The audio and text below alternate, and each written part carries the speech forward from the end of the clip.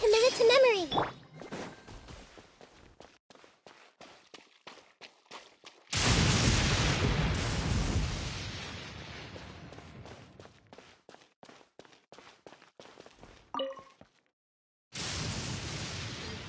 That can't be right.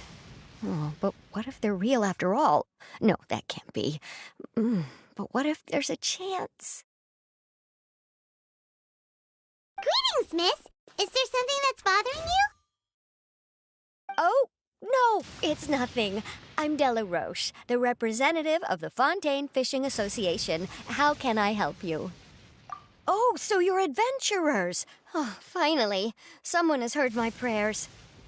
Paimon could tell you were really bothered by something. Don't worry, you've got 2 super experienced adventurers right here. We'll take care of anything and everything for you as long as you pay us a little bit of mora. Oh, you are exactly the helpers I need. See, the problem is that the fish around a fishing spot at Araneus have just all up and vanished recently. They disappeared too quickly for it to have been the work of human anglers. As the representative of the Fishing Association, I had planned to go and investigate the area right away. Right, but unfortunately, as the representative of the Fishing Association, there are a few other errands that I absolutely have to run, so... So you'd like us to investigate the spot for you? Exactly, you're right on the mora. So I thought I could delegate this work to you. Are you two some kind of prophets, knowing exactly what I was going to say like that? Or maybe like the oracles you read about in fairy tales. Yeah, we're just really experienced in this kind of thing, that's all. Well, I'm glad to hear it. I'll get a good night's sleep knowing the two of you are on the case. But don't we just need to investigate the missing fish? It really doesn't sound too difficult. No, you mustn't let your guard down. As the representative of the Fishing Association, I have good reason to believe that the fish have gone missing due to an encounter with the water imps. Yes, you're both Outlanders, right? Our local fairy tales often speak of a terrifying underwater creature called Telksi. The story our parents would tell us was always the same. If we went to the water alone, then we'd be snatched away and eaten by a water imp called Telksi. A child eating water imp? Did they tell you what it looked like? My father would always describe it as a beautiful, multicolored snake woman, while my mother said it had a handsome face. It's really strange, though, because you'd also hear other people describe it as just a chubby penguin with a deceptive appearance. Even though the tales vary regarding its appearance, everyone agrees that it's really dangerous. It lives in an underwater cave surrounded by pallid bones and uses its sensitive nose to track down lonely children who've lost their way. And once it finds a child, it uses its alluring singing voice to lure them into the water before swallowing them all. Pretty terrifying, isn't it? Sounds kind of scary. But isn't that pretty normal for a fairy tale? After all, those kinds of stories are usually made up to help keep children away from danger. But what if the fairy tale was inspired by a real-life tale, just like how a water vein always has a source? Well, I wouldn't call it evidence per se, but I've heard some rumors lately. They say that someone recently saw a child walk into the water as if he was possessed by something. Doesn't that sound just like he was responding to the call of a water imp? So you mean someone really got eaten by a water imp? It's all hearsay, so it's hard to confirm. But still, they all say this happened on Irenaeus. That's no laughing matter if you ask me. Both the Opera House and the Fountain of Lucine were built there, and the sources of many water veins can be traced to the island as well. Combine that with the mysterious mist, the huge tree with expansive underground roots, and the rumor that the fish-heps on the island can understand human language. Is it really so shocking that an island so shrouded in mystery could harbor a terrifying water imp as well? Why does Paimon feel like you're pulling our leg? You're just piling on the rumors now. Still, if someone's really been hurt, then we can't just ignore the situation, right, Traveler? Oh, marvelous. Then I'll just mark the stretch of water on your map. Don't forget that no matter what, safety always comes first.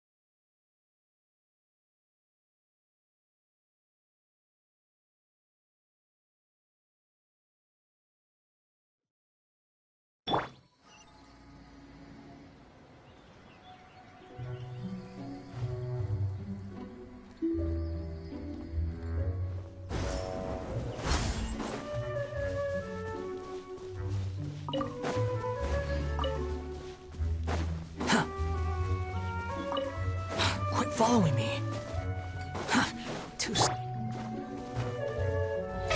Oh, brilliant!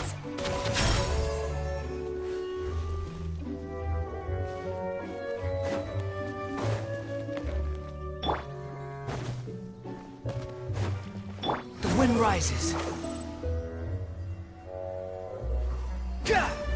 Is this the stretch of water Delaroche was talking about? It looks really peaceful. Huh? Look, there are some footprints over there.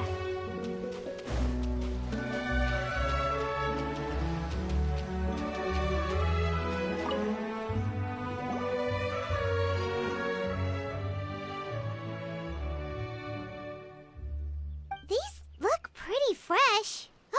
Did the water imp get someone again? Let's look around and see if we can find anything else.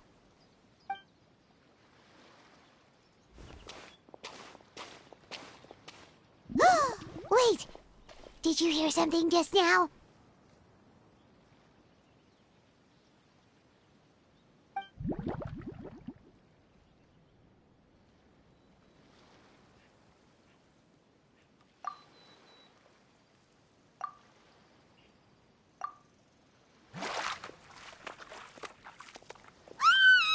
What is that? Don't come any closer! Paimon? Traveler? I'm sorry. I forgot I was still wearing this.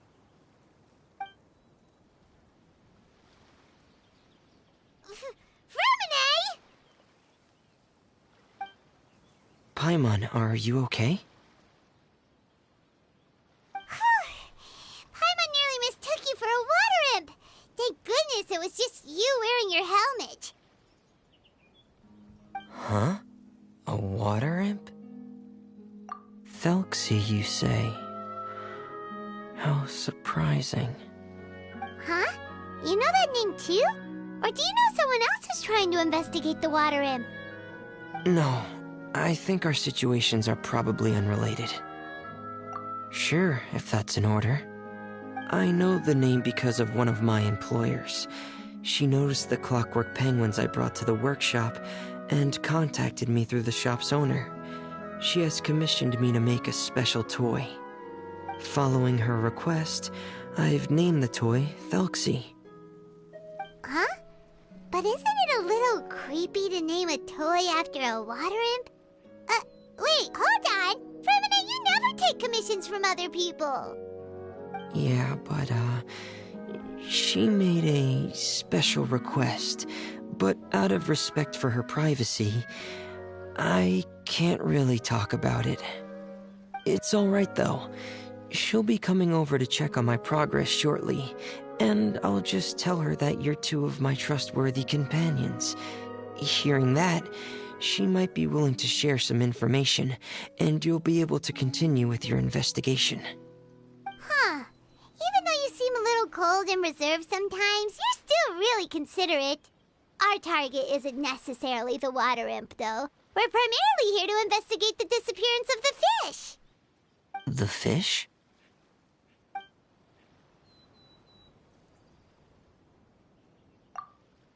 Ah, I think I may have connected the dots. These past few weeks, I've been taking Telksi for underwater testing every day. The pressure testing makes a lot of noise. So, all that about the disappearing fish, well, it was probably because of me. Ah, so that's all it was? That actually makes a lot of sense. Wait, so could that mean the child we heard about who walked into the water was also... Yes, I think that's quite likely as well. Whew. So in the end, it was just Fremine. Paimon spent all this time imagining what a water imp from the fairy tales might look like, and it all turns out to be just a hoax. I'm sorry. It sounds like I've created a lot of trouble for everyone else as well. I'll try to finish this commission as soon as possible. Once I'm done, the fish should come back. Thank you. Actually, how much work do you still have left, Fremine? Maybe we could lend you a hand. Thanks for offering, but I can't trouble you any more than I already have. Hey, it's no trouble at all. Didn't you just call us your trustworthy companions? Companions are all about helping each other, you know? But don't you need to report back to your commissioner? Nope, that's not how it works. See, Paimon's got these commissioner types all figured out, even though we were just tasked with finding out why the fish had gone missing. If we tell them now that it was all just a misunderstanding, you can bet they'd just immediately hand us another commission to help them get the fish back. Exactly! So if we can help you finish up your work and get the fish back, that would save us an extra trip! Is that what you'd like to do as well? Huh. Alright, I'll trust your judgment. Please follow me. I've made a makeshift camp over there.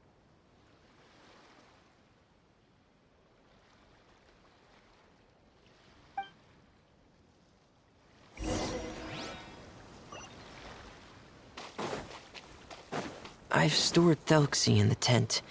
He can respond to some simple verbal commands. You can try calling his name and see if he'll come over. Whoa, sounds pretty advanced. Let Paimon give it a try. Hey, Telksi, are you there?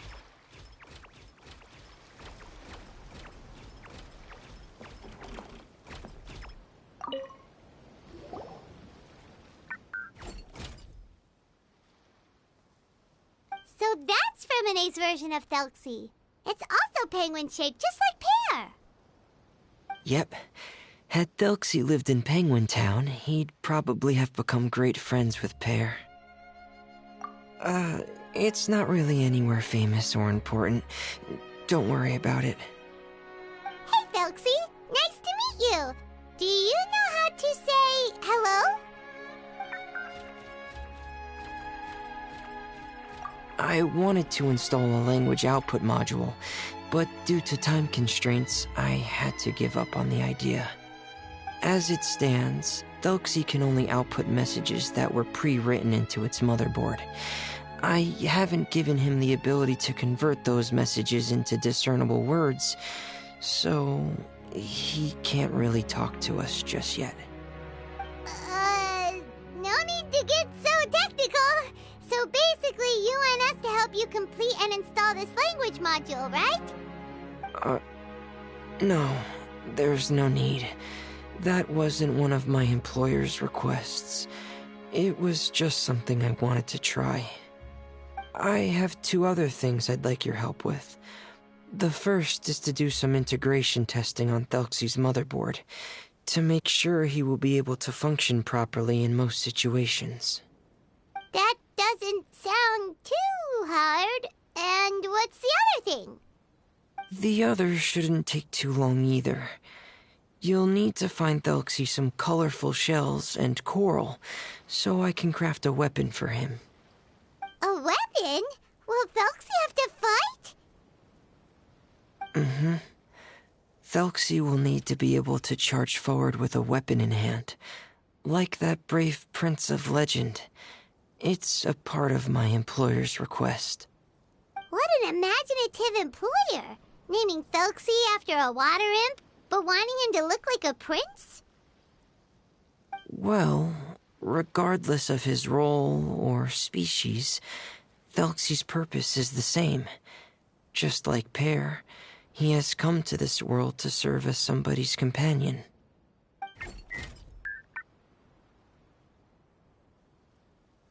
Whoa, Telksi just said something again! Could he understand what we were just talking about? He can react to certain key words, but unfortunately, due to the lack of a translation module, he still can't quite communicate with us. That's a pity. But anyway, the most important thing right now is for us to get to work. Maybe let's start by doing some testing on the motherboard. That sounds like something we can do here in the camp. Sounds good. The motherboard is on my workbench, so please follow me.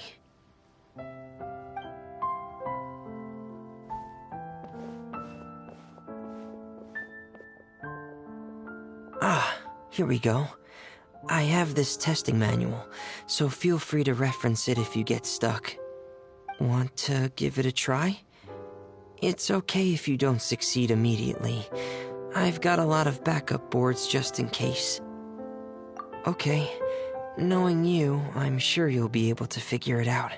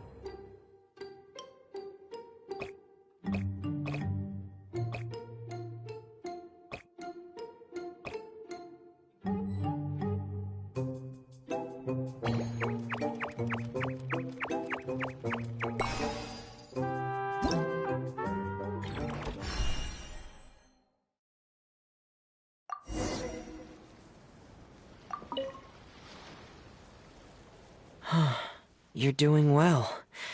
Just as I expected. We've taken on a lot of similar tasks before, you know. Then let's move on to the underwater part. It's just as I mentioned earlier. We're after colorful shells and coral. Oh, speaking of which, you're both already pretty used to Fontaine's underwater environment, right? Okay, that's good. Just let me know if you ever feel uncomfortable. I'll make sure to stay right by your side.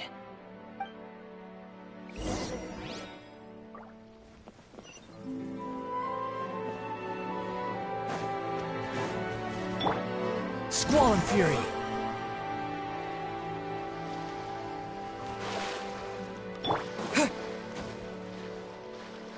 Go! May I present?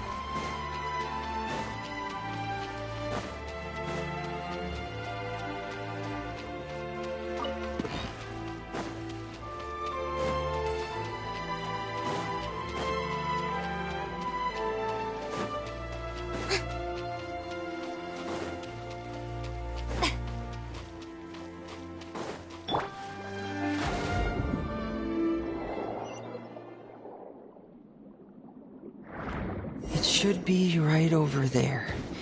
We'll be able to find something that'll help us with our search. This is it. We call this thing an echoing conch. It can detect special reflection waves in the water to help us with all kinds of underwater exploration and excavation efforts. Here, try it. Did you notice any interesting places? The echoing conch should have detected some just now. Let's go check them out.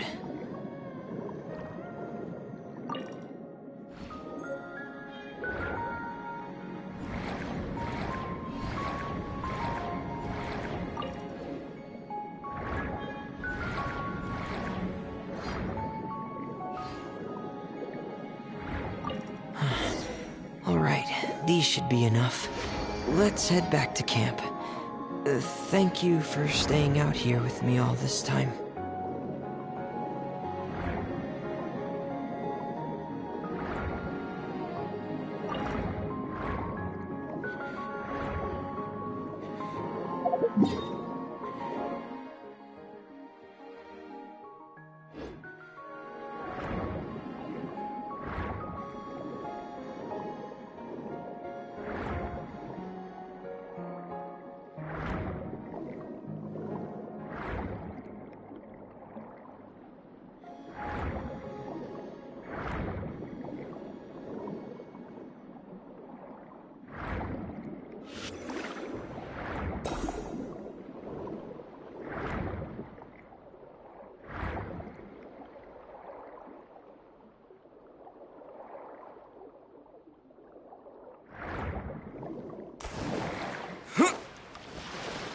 The wind rises.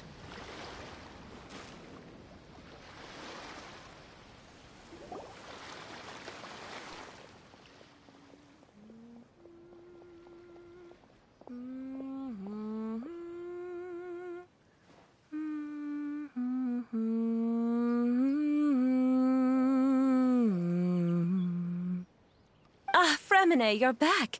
I thought you might have been out diving. I'm sorry, Madame d'Estray. I must have kept you waiting. I can report, though, that the construction of Telksi is going quite smoothly. There's no rush. I'm your employer, not your supervisor. And these two are... Oh, they're two of my trustworthy companions. They're here to help me work on Telksi. Yes, I see. I suppose it's only natural for someone responsible like you to have some reliable friends. It's really nice to meet you, Madame d'Estray. Are you Fremine's employer? Paimon is Paimon, and this is the Traveler. Greetings, my new friends. Just call me Zuria. You are both so adorable. The sight of you reminds me of little fairies under a cottage roof. Oh, do you really think so? Of course. If my child had friends like you, then perhaps he wouldn't have become so obsessed with the tales of water imps. And I wouldn't have had to trouble Fremine here with this commission. Obsessed with the tales of water imps? Ah, So you don't know anything about my request yet? I would have thought Fremine had explained it to you already. Well, Fremine told us that it was a private matter, so he didn't want to just share it willy-nilly. I see. So Monsieur Fremine is even more discreet than I had thought. As you are assisting him with the project, I believe it'll be beneficial for you to learn more about its vision and history. But it would be quite impolite of me to simply pile all of my troubles on you without your permission. So, would you like to listen to my story? Sure, you can tell us anything. You've already said nice things about us, so we'll try our best to help you get through your troubles. Ah, what a lovely little fairy. Then let me think of a way to put my situation into words. I'm sure you're already familiar with the tale of the water imps, right? Simply put, parents came up with a story, painting water imps as scary abductors in an effort to convince their children to stay away from the water. My child is rather special, however. While most other children are terrified of Telksi, he's infatuated with him. Infatuated? With a water imp? What a brave soul.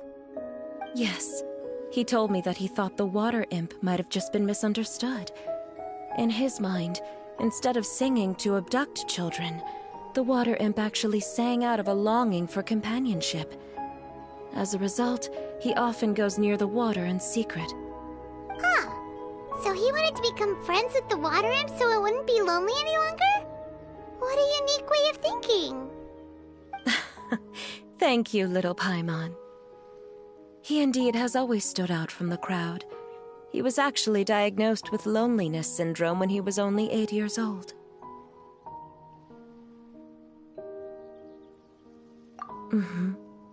It's a type of mental disorder. Those affected by it often feel extremely lonely and lose interest in many mundane activities. The syndrome is probably what made him so determined to become friends with the water imp. Oh no. Is it a very serious disorder? If you were to become afflicted with the disorder, Paimon, you would only be able to say less than a fraction of the words you're saying to the traveler now. No! Paimon won't accept that! We would have to find a doctor to help cure Paimon. Paimon has a 2,000-word quota for daily conversations with the traveler, and she won't settle for a single word less! The family doctor has already begun to treat my son, but since the disorder is rare, there aren't many good regimens for treatment. He's also developed some new symptoms lately, such as uncontrollable delusions. Huh? Uncontrollable what now? Uncontrollable delusions. To put it simply, he can no longer differentiate between fantasy and reality, and spends all his time in his fantasy world. Then what is he seeing in his fantasy world? It's a dream that he often mentioned to me when he was younger. I've compiled what I could understand of his recent rambling. It goes a bit like this.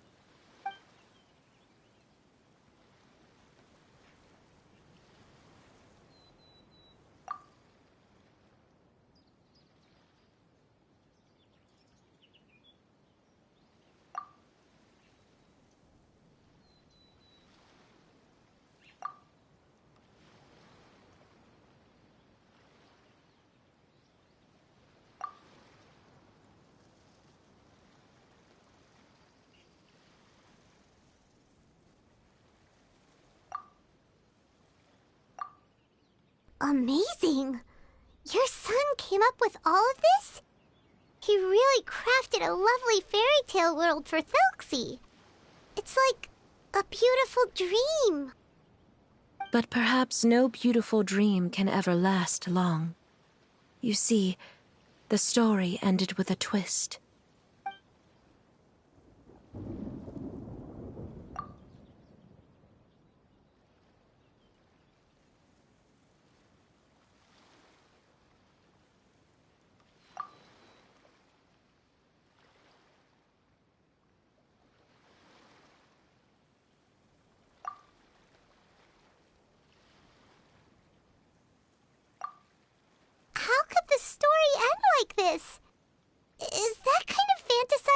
caused your son to develop his loneliness syndrome? Well, it'd be more accurate to say that it was the syndrome that caused such terrible delusions to manifest. But in any case, the biggest problem is the patient eventually loses themselves to the fantasy world of their own creation. My poor child can no longer differentiate between imagination and reality. He's begun to see himself as Telksi. Perhaps in his mind, the loneliness he felt became the same as that of a prince who lost everything he ever loved or stood for. What? So that's what you meant by uncontrollable delusions. Then we have to help him snap out of it. Alas, most of the time he acts as if he can no longer sense or interact with the real world at all. I've had several discussions with the doctor, and we think it is best to try to guide his fantasy. He once wanted to make a picture book of his imaginary world, but since the disorder progressed too quickly, he never quite got past the first page of the book.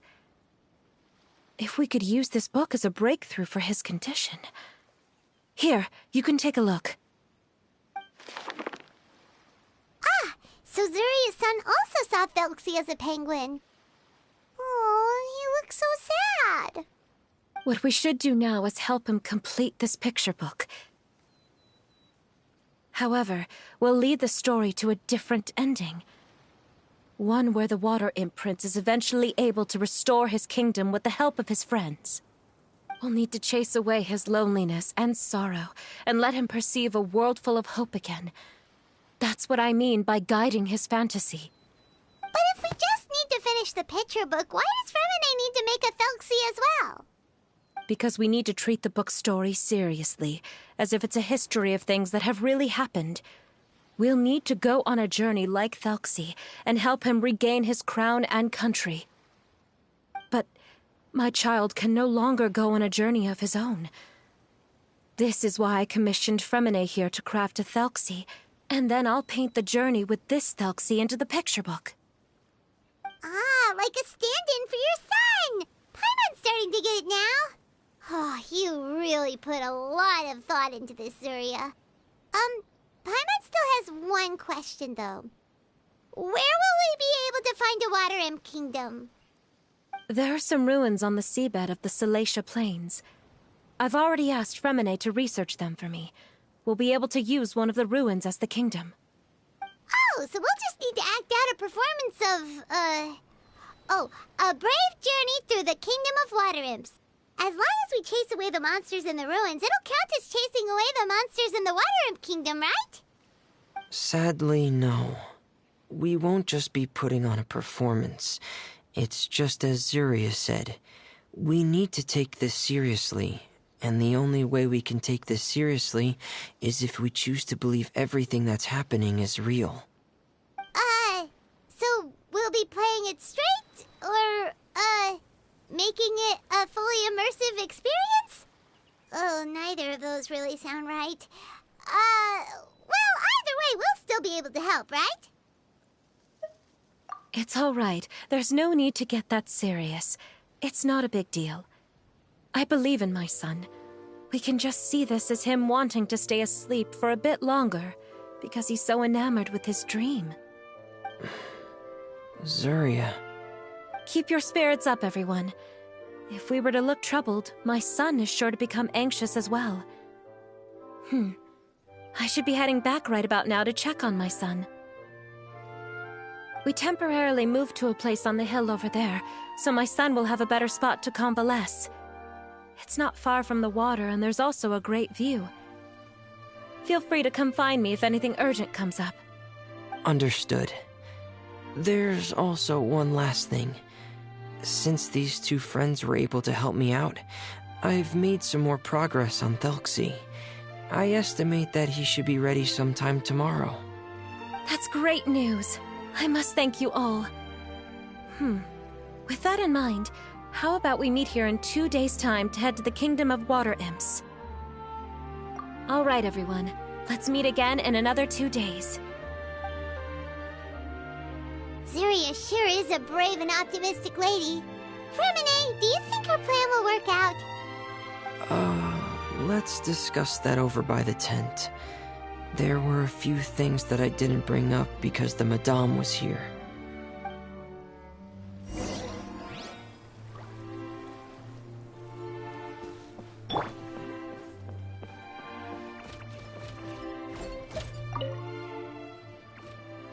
What is it, Fremine?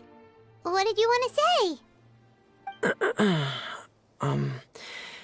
If you don't mind me asking, I would like the two of you to mentally prepare yourselves. This is the first time that you've met anyone with the syndrome, right? I know you two are both really strong and will do everything you can to help the child. But with the syndrome being the way it is, if things don't quite turn out as we wish, I hope you'll be able to accept the outcome and not put too much blame on yourselves. Fremine, why do you bring this up all of a sudden? Didn't we just promise Zuria that we'll be optimistic about everything working out? It's not that I'm not optimistic. It's just... So that's why you looked like you knew exactly what she was talking about. Wait, Fremine, don't tell Paimon that you also... No.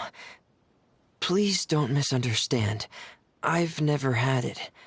I've just seen many cases of it at the House of the Hearth, back when we lived under the previous director. They say there are many factors surrounding the development of this illness. I've heard everything from hereditary factors and one's state of mind, to environmental factors and even ley line disorder effects. Some even say it could be caused by contamination from god remains. And from the cases I've seen, there weren't many positive outcomes.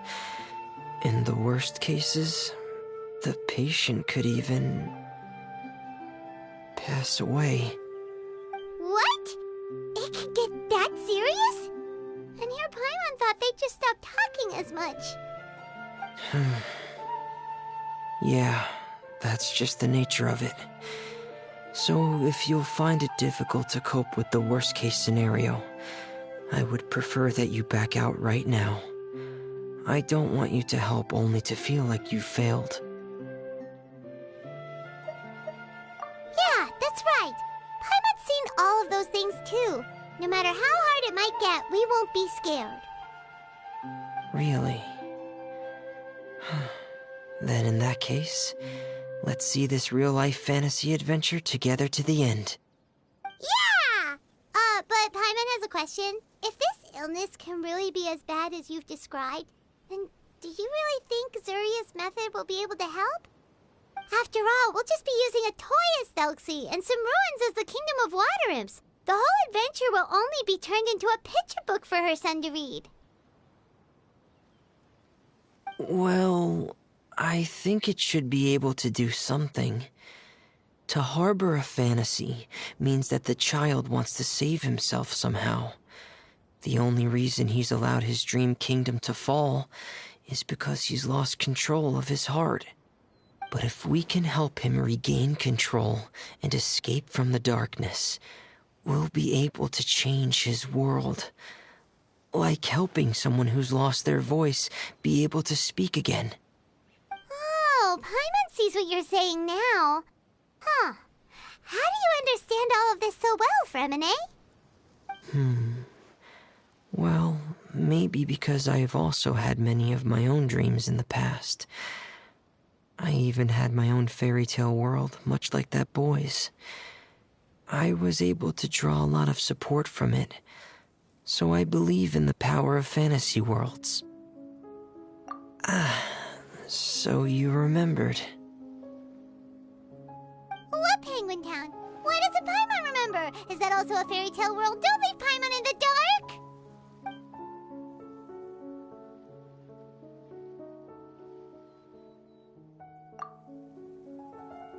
Hey, why did you put that on? It's just... one of my personal quirks. Please pay it no mind. Anyway, Penguin Town is a peaceful place with lots of penguin residents. They're all really good at making clockwork toys. And Pear is the town's triumphant hero, as well as the one who quietly protects the whole place. Pear? But didn't you make Pear yourself? Well, I often think that Pear only came to me because he realized how much I needed him. So it's not so much that I made Pear, as Pear chose me as his friend. Fremine, are you sure you're not losing control of your fantasies as well? No, I don't think so. I can still differentiate between fantasy and reality. I just believe that the fairy tale world of my dreams must also exist somewhere. It might just be hidden, which is why it's difficult to see. Or it will only reveal itself at very specific times. Specific times? Like when you put on your diving helmet? Yeah, that's the general idea of it. Really? Paimon just said that because you put on your helmet. Have you ever observed the surface world from underwater? It's as if you're viewing a whole different world from the outside. It's a very surreal feeling. Both alienating, but also as if you're being protected by something. I have a similar feeling when I put on my diving helmet. In those moments, it's possible to see some truly wondrous things, as if a fairy tale has become reality. It's almost like a sort of miracle. Really? Like a miracle? Well, if that's in order.